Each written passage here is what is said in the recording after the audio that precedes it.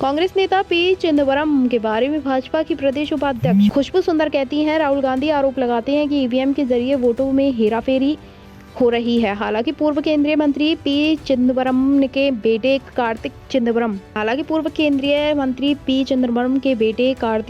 और कांग्रेस की सहयोगी सांसद सुप्रिया सुले का कहना है कि ईवीएम में कोई खराबी नहीं है। तो क्या पी चिदंबरम को इस बारे में कुछ कहना है? இது மென்கிறக்காக கவர்மெண்ட் எதிர்ப்பு தெரிவிச்சாங்களா? இல்ல.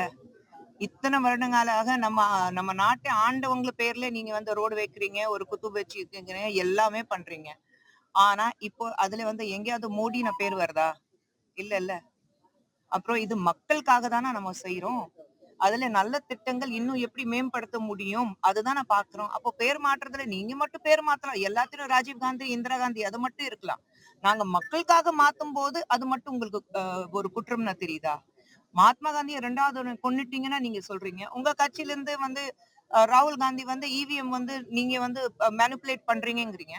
ஆனா உங்க கட்சியில இருக்கிறது அவருடைய பி சிதம்பரமுடைய மகன் கார்த்தி சிதம்பரம். இவிஎம்ல எந்த தவறு இல்ல.